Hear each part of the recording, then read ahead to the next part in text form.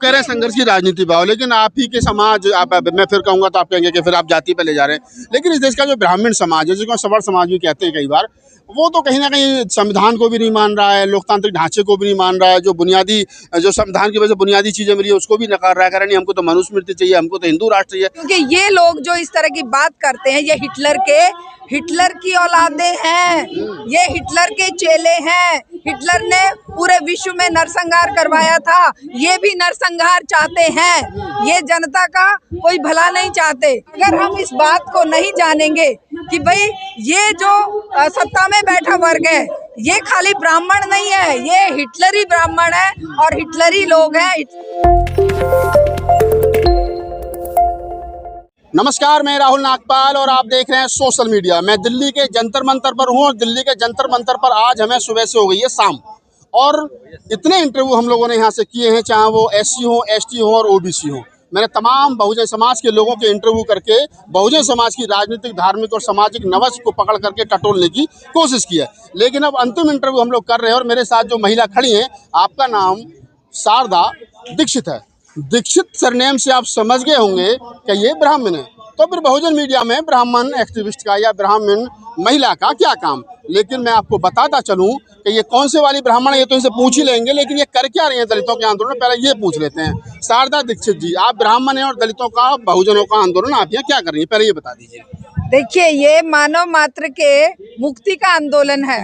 अगर कोई ये कहे कि हम केवल दलितों के लिए लड़ रहे हैं, केवल हम बहुजनों के लिए लड़ रहे हैं, तो ये बहुत ही अन्याय होगा। किसी भी जन आंदोलन को जब तक आप मानव मात्र की मुक्ति का आंदोलन नहीं बनाएंगे, तब तक आप टुकड़ों में इन जालिमों से छुटकारा नहीं पा सकते। हम बार बार कहते हैं कि संपूर्ण समाज को, मानव समाज को मानव कल्याण के लिए, मानव मुक्ति के लिए एकजुट होकर लड़ना पड़ेगा। जो हमारे महापुरुष कहकर गए हैं और जिन महापुरुषों के कारण देश आजाद हुआ था और जिन महापुरुषों के बलिदानों से आज हम यहाँ खुले में सांस ले रहे हैं, जिस सांस को फिर से रोका जा रहा है, चाहे वो दलित हैं, चाहे आदिवासी हैं, चाहे वो दूसरे OBC समाज के लोग हैं और चाहे वो महिलाएं हैं, बेटियां हैं, वो सारी लड़ाई वो हम सबकी साझी लड़ाई है। और जब तक साझी लड़ाई नहीं लड़ी जाएगी, अंग्रेजों वाली बात रहेगी, फूट डालो और शासन करो। ब्राह्मण होना, अभी मैं वहां पर, मुझे जैसे ही मैं किसी को बता रही थी कि आपका नाम क्या है, कि शारदा दीक्षित है, बोले कि आपके तो DNA में ही ब्राह्मणवाद है। मैंने कहा नहीं, ब्राह्मणवाद जो है ब्राह्मणों के DNA में नहीं है, दलित के DNA में भी आप ब्राह्मणवाद पाएंगे। जो अपने आप को फलानी जाति से ऊंचा और फलानी जाति से बड़ा समझता है, अपने में ही भेदभाव करता है, और जो सत्ता की मलाई चाटने के लिए दुम हिलाता है सत्ताधारी दलों के आगे या सत्ता के आगे, वो ब्राह्मण है, वो ब्राह्मणवाद से ग्रसित है। हम ब्राह्मण होकर भी जन्म कहीं पर लेंगे, वो हमारे किसी के हाथ में नहीं है, आपके हाथ में भी नहीं है। हम दलित के यहाँ पैदा होंगे कि ब्राह्मण के होंगे, कि मुसलमान के घर पैदा होंगे, कि क्रिश्चियन के घर होंगे, कि यहूदी के घर होंगे, ये हमारा हाथ नहीं होता है उसमें। हमारे हाथ में एक चीज जरूर है कि हम मानव के रूप में जन्म लिए हैं और मानव बनेंगे और सच्चे मानव बनेंगे, और मानव मुक्ति के लिए संघर्ष में जहाँ हमें संघर्ष दिखाई देगा वहां पर खड़े होंगे। लेकिन अगर कोई टुकड़ों फूट डालो और राज करो की नीति में संघर्ष करने के लिए उतरेगा, वहां पर भी जाकर हम समझाएंगे भाई, मुक्ति नहीं होगी बिना संघर्ष के, बिना सड़क पर उतरे। वोट की राजनीति, मुझे वोट दो, मैं सत्ता बदल दूंगा, मैं ये बदल, नहीं होगा। क्योंकि सत्ता व्यक्तियों के हाथ में नहीं है, सत्ता पूंजी के हाथ में कैद है। सत्ता मोदी के हाथ में नहीं है, सत्ता राहुल के हाथ में या किसी और के हाथ में नहीं है। राहुल, मोदी या जो भी है वो पूंजी के गुलाम बन जाएंगे। अगर आज मोदी पूंजी का गुलाम है, कल राहुल भी बन सकता है। इसलिए जनता के हाथ में सत्ता होनी चाहिए, और जनता के हाथ में सत्ता वोट से कभी नहीं आ सकती। ये भगत सिंह कह के गए हैं कि संघर्ष के बिना, बाबा साहेब अम्बेडकर ने भी कहा है कि शिक्षित हो, संगठित रहो और संघर्ष करो।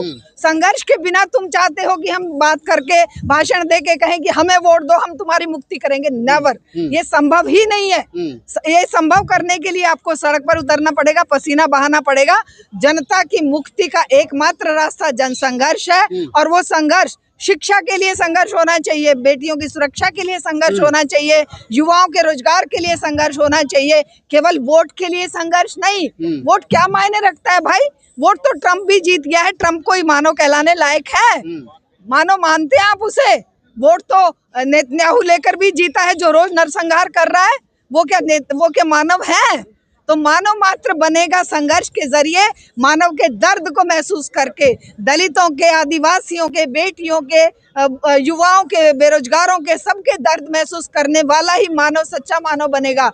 केवल कह देने से नहीं होगा कि हम कल्याण कैसे करोगे भाई कल्याण? कितने दलित नेता आए हैं, कितने दलित मुख्यमंत्री हुए, दलित आज तो हमारी ये राष्ट्रपति भी वो है, आदिवासी है, आदिवासी और महिला भी है और आदिवासियों के घरों में बुलडोजर जब चलते हैं वो क्यों नहीं रिजाइन कर देती? अच्छा मैडम, एक सवाल यहाँ, जैसे अभी तक आपकी जो बातचीत हमारे साथ हो रही है उसमें ये लगा कि आपने कहा कि जो सड़क का संघर्ष है, हाँ। वो जरूर, लोहिया ने कभी कहा था कि जब सड़कें वीरान हो जाती है तो संसद आवारा हो जाती है। तो आज अगर संसद पर जंतर मंतर पर आप लोग प्रोटेस्ट कर रहे हैं तो आपको लगता है कि संसद आवारा हो गई है? बिल्कुल हो गई है। आवारा से भी नीचे का कोई शब्द हो तो वो हो गई है। आवारा भी बहुत कम है उसके लिए। संसद में जब ये लोग आंदोलन कर रहे, जब ये लोग प्रोटेस्ट के लिए गए हैं, तभी कानून पास कर दिया आईटी बिल। आप जानते हैं उस समय भी 2 मिनट में बिल पास कर दिया। ये संसद है क्या? ये तानाशाही का अड्डा है, पूंजी का अड्डा बन गई है, क्योंकि पूंजीपति आज जो चाहेगा वो करवाएगा। और जनता के गले पे जितनी भोथरे गला काटने के लिए जितना भी ऐसा पहने हथियार से नहीं, वो भोंतरे हथियार से काटेगा गला, जनता को तड़पाएगा, मारेगा। और हम लड़ रहे हैं कि वोट की राजनीति, संघर्ष की राजनीति पे आओ भाई। ये आप कह रहे हैं संघर्ष की राजनीति पे आओ, लेकिन आप ही के समाज, मैं फिर कहूंगा तो आप कहेंगे कि फिर आप जाति पे ले जा रहे हैं। लेकिन इस देश का जो ब्राह्मण समाज है, जिसको सवर समाज भी कहते हैं कई बार, वो तो कहीं ना कहीं संविधान को भी नहीं मान रहा है, लोकतांत्रिक ढांचे को भी नहीं मान रहा है, जो संविधान की वजह से बुनियादी चीजें मिली है उसको भी नकार रहा है, कह रहा नहीं हमको तो मनुस्मृति चाहिए, हमको तो हिंदू राष्ट्र चाहिए। ऐसे में फिर आपकी बात की जो सोच है उसको कैसे आप लोग कंप्लीट कर पाएंगे? देखिए, आप क्या मानते हैं, मैं फिर से वही बात कहती हूँ, ये ब्राह्मणवाद के शिकार लोगों को हम केवल जाति का ठप्पा लगाए हुए लोगों से कंपेयर नहीं कर सकते। क्यों? क्योंकि ये लोग जो इस तरह की बात करते हैं, ये हिटलर की औलादें हैं, ये हिटलर के चेले हैं। हिटलर ने पूरे विश्व में नरसंहार करवाया था, ये भी नरसंहार चाहते हैं। ये जनता का कोई भला नहीं चाहते। ये अगर मनुस्मृति की बात करते हैं, इन्हें पता है कि पूरे के पूरे विश्व में किस परिवर्तन के तहत आज हम आदिमानव से लेकर यहाँ तक के समाज में कैसे आए हैं। हमने परिवर्तन किया, सामाजिक परिवर्तन, राजनीतिक परिवर्तन, सभी तरह के परिवर्तन होकर ही यहाँ पर पहुँचे हैं। तो अगर हम इस बात को नहीं जानेंगे कि भाई ये जो सत्ता में बैठा वर्ग है, ये खाली ब्राह्मण नहीं है, ये हिटलरी ब्राह्मण है और हिटलरी लोग हैं, हिटलर की विचारधारा वाले लोग हैं। हम चाहते हैं कि इस हिटलर शाही को जब तक उखाड़ कर नहीं फेंका जाएगा, वोट से नहीं उखड़ेगी। और ये लिख कर रख लीजिए, वोट से उखड़ने वाली ये सत्ता नहीं है। ये सत्ता संघर्ष के जरिए ही उखड़ के फेंक दी जाएगी। और तब, लेकिन ये आएगा जरूर समय, क्योंकि राजा महाराजाओं को किसने उखाड़ फेंका? क्या वोट से गए? नहीं, वो गए हैं जनता की तलवार के बल से। जनता जब खड़ी हो गई, वो 16वीं शताब्दी में या 18वीं शताब्दी में जितनी क्रांतियां हुई हैं, उन क्रांतियों का नेतृत्व जनता ने किया, महिलाओं ने किया, गरीबों ने किया, मजदूरों ने किया, दलितों ने किया, पिछड़ों ने किया। तो उन क्रांतियों को क्या हम भूल जाएंगे? सावित्रीबाई फुले, ज्योतिबा फुले को, जो संघर्ष के लिए जमीन पर गोबर कीचड़ की वो बौछारें उनके ऊपर होती थी, और उनके जो साथी थे वो क्या ब्राह्मण नहीं थे? बाबा साहेब अम्बेडकर को सहयोग करने वाले क्या ब्राह्मण नहीं थे? क्या उनको आप इनके साथ कंपेयर करेंगे कि वो मनुवादी थे? नहीं थे। वो डेमोक्रेटिक वे में, लोकतांत्रिक वे में, वैज्ञानिक सोच के साथ जनता के बीच में, जनता के भले के लिए, मानव मात्र के कल्याण के लिए, संघर्ष के लिए उतरते थे। हम भी उन्हीं के पद चिन्हों पर आज चल रहे हैं। बाबा साहब डॉक्टर अम्बेडकर के बहुत सारे साथी थे जो ब्राह्मण थे, जिसमें बदंतानंद कौशल्यान थे, राहुल सांकृत्यान थे, वर्तमान में बहुत सारे राइटर हैं, सुरेंद्र कुमार शर्मा ज्ञात हैं, जिनकी बालू की भीत पर किताब लिखी है। आपको लगता है कि इस देश का जो मनुवादी सिस्टम है, उसको जो ब्राह्मण जातियां, जो सवर्ण समाज की जातियां, वो बेहतर तरीके से तोड़ सकती हैं? बिल्कुल, इसीलिए हम सड़क पर हैं, हम ही तोड़ेंगे।